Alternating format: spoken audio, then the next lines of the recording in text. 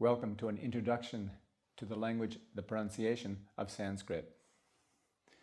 Sanskrit's important to yoga students for a variety of reasons. You hear chanting in the classroom often, mantras sometimes. We know the names of the asanas themselves, which we'll be reviewing at the end of this lesson.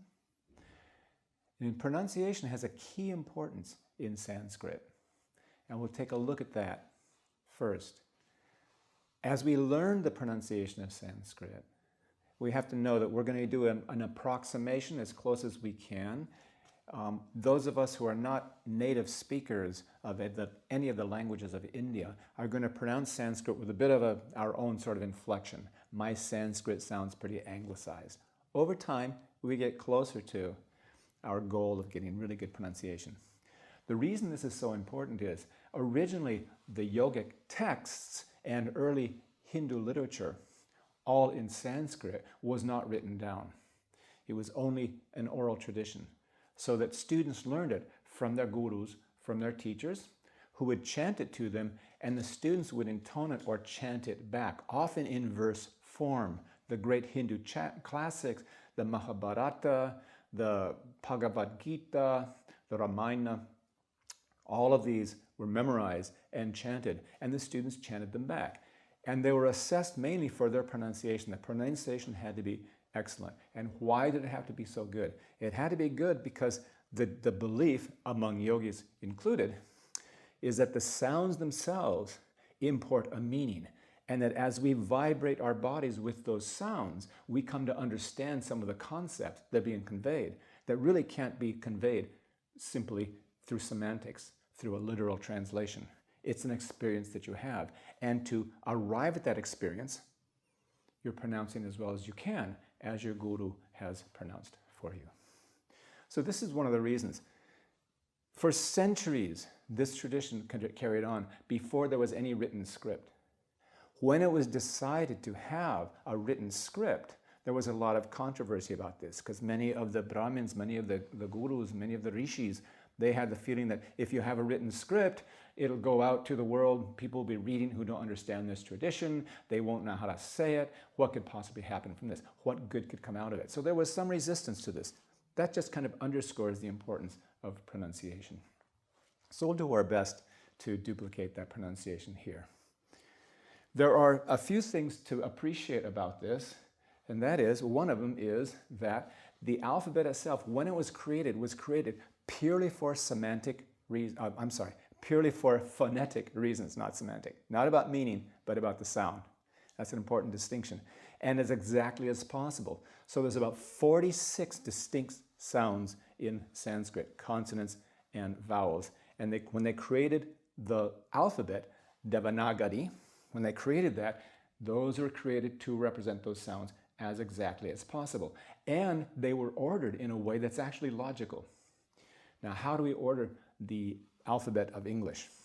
It's completely illogical, right? There is no logic behind it. There's no reason why G has to come after A. And as children, we learn the alphabet, the sequence from A to Z to get them correctly, to get the number right by learning little sing-songs and all of that, so we could learn the alphabet, right? And we need to know that because you can't look up a word in a dictionary without knowing what the order of the words is. In Sanskrit, the order of the alphabet, like for dictionary use, is actually logical, and it's determined by where the sound is made. And I've just got a few examples here. This is not the entire Devanagari alphabet that we see here. You can see the Devanagari in these characters: ka, kha, ga, gha, nga, cha, ta, ta, pa. Okay, I'm just focusing now on the Devanagari. By the way, Devanagari itself, the meaning of that alphabet, to indicate how important this is, Deva is a reference to deity or divine. Nagari means the abode. So the Devanagari is like the abode of the divine, of the deities.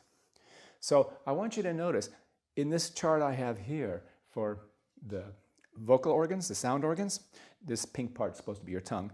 And notice I have different sections here. I had the soft palate way back where the base of the tongue, which I've got as number 1. Then we had the hard palate, further forward in the hard palate. Then we had that little ridge behind the teeth, alveolar ridge. And then we have the lips themselves, p. So in the dictionaries of Sanskrit, or in the representation of the alphabet, what we have is the very first letters are the ones that start at the back. So at the very back, when the back of the tongue hits that soft palate back there, we get ka, right? Ka. That's a sound in English, as in kitchen or catch. And this is ka. That's where it begins, at the very back. By the way, as they go in order, we won't have to deal with this much today, but as we go in order across, it's all letters. There'll be 5 letters that start there. Ka, ka. There's an H here which actually indicates an aspiration. Ka, ga, ga, nga. And the nga is like sing, nga. So all of those are created in the same place.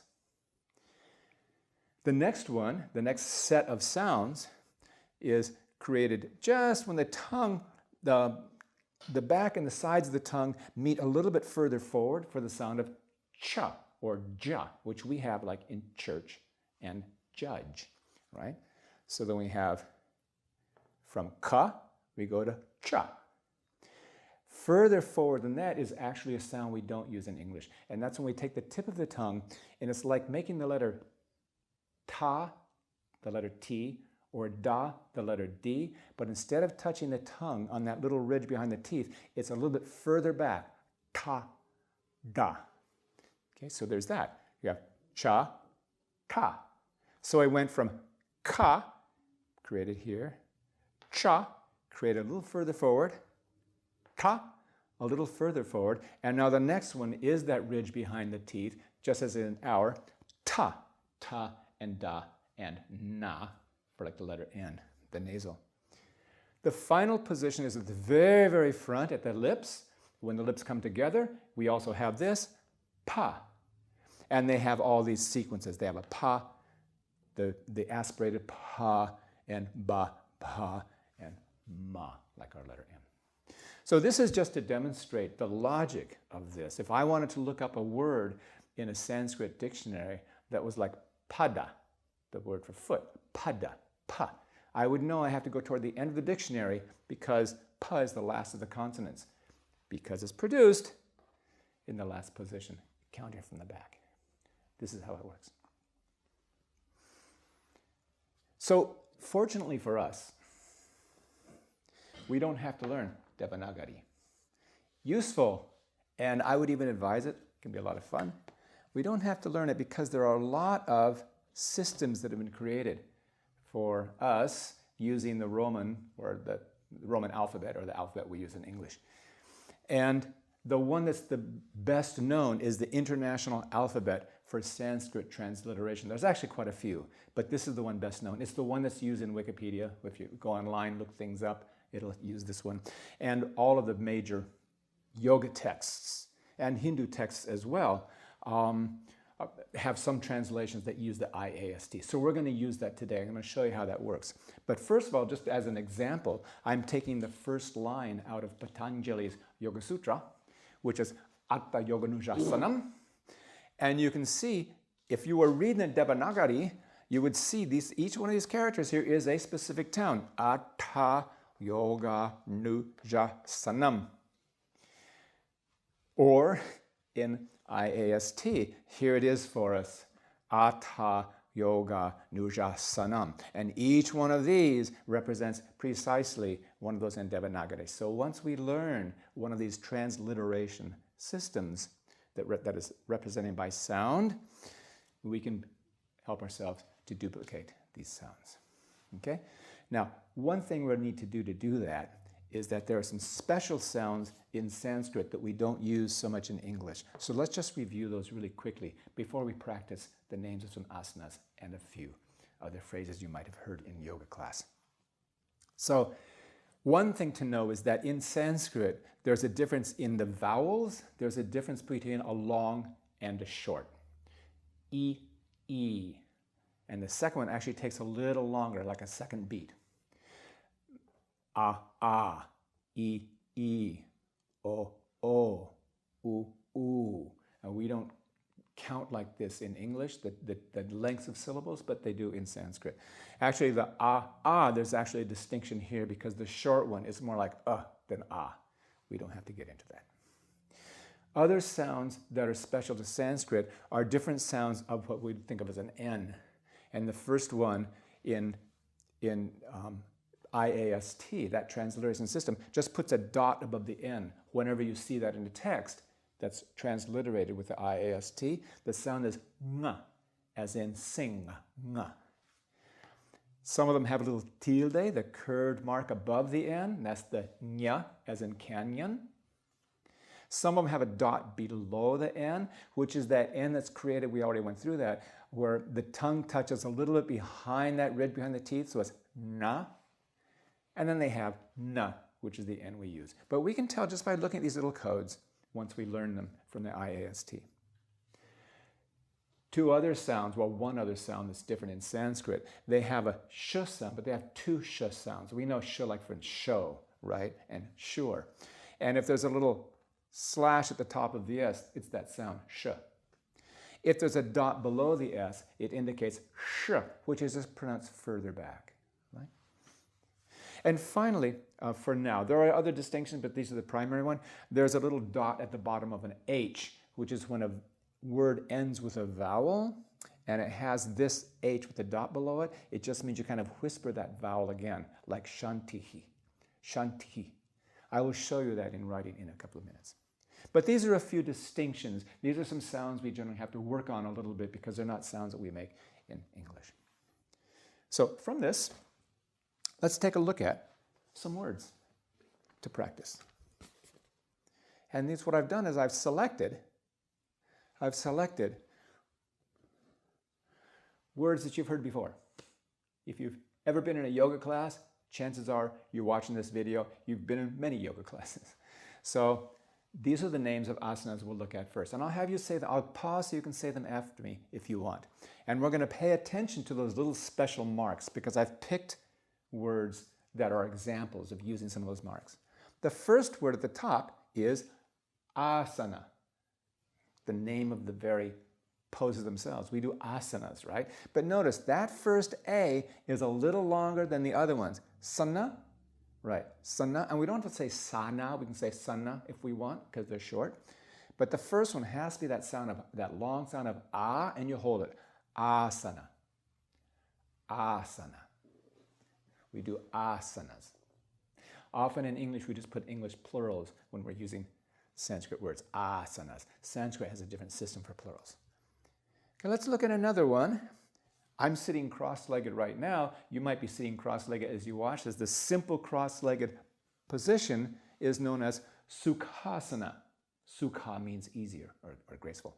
Sukhasana. Notice K and then the H, you actually aspirate that H. Kha. Sukhasana. A little bit of a breath there.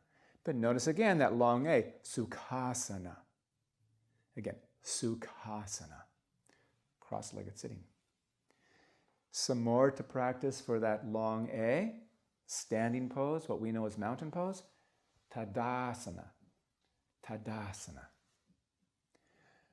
Forward fold as you bend forward from a standing position. Uttanasana. I've put this one here. Notice there's two of the long sounds. Uttanasana. And also I've given you a double consonant here. Two T's.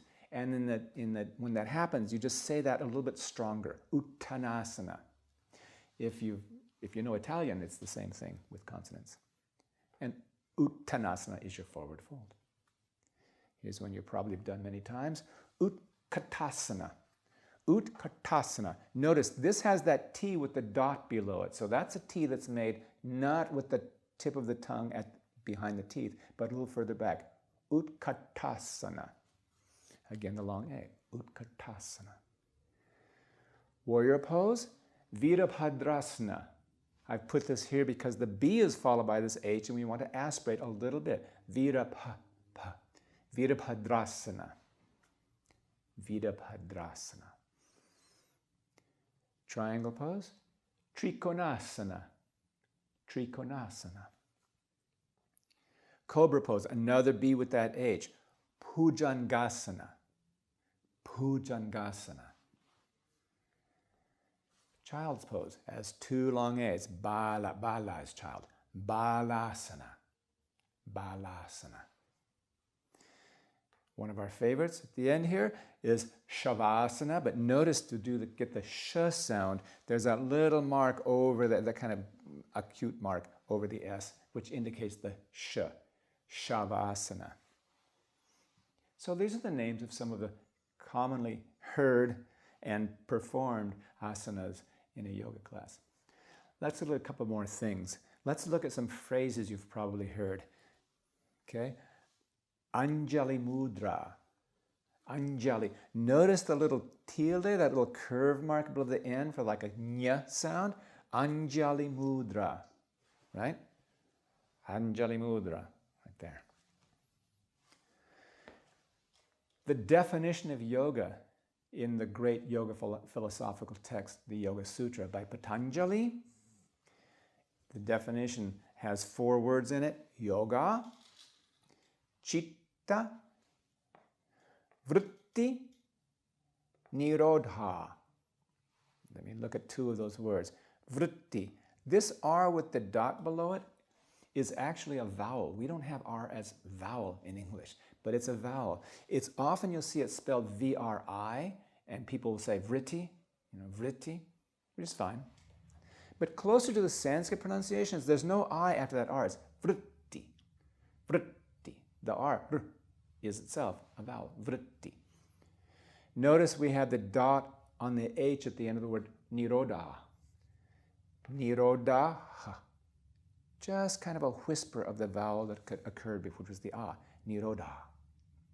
As it happens, when these words come, when yoga and chitta are brought together in the Yoga Sutra to sort of make more graceful that sound, the combination, there's a sh added between yoga and chitta. So actually, it sounds like this, and you may say this after me if you want to.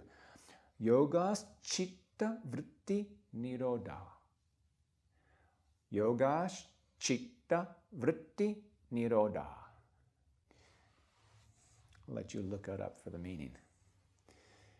Another sutra you've probably heard in class, I say this a lot to my students, is to remind them that what an asana is. According to Patanjali, it's creating a position, a seat is what asana means. Creating a seat or a position in which you are stable, strong, confident, but also at ease, at grace. Okay? And that is sthira. There's that little H after the T. Sthira, stability. Sukham. We saw that in sukha, sukhasana. That is grace, ease. Sthira, sukham asanam. Sthira, sukham asanam. Sthira, sukham asanam. That's what we're doing on our mats. Yes? When we're not meditating or doing pranayama, it's not an asana. I'll end with what you've probably heard most common of all in Sanskrit. Om Shanti. Notice the little acute mark over the S for the sh. Notice also the dot under the H at the end of it, meaning a kind of an echo of the vowel that occurred ahead of that, which is the E sound. So it's actually Om Shantihi. And you probably have heard instructors say Shantihi, that kind of hi at the end of it. Also with Samastitihi, another name for Tadasana. Samastitihi. You hear that hi at the end of it. It's because it has that little viraga at the end. Yes? Om Shantihi.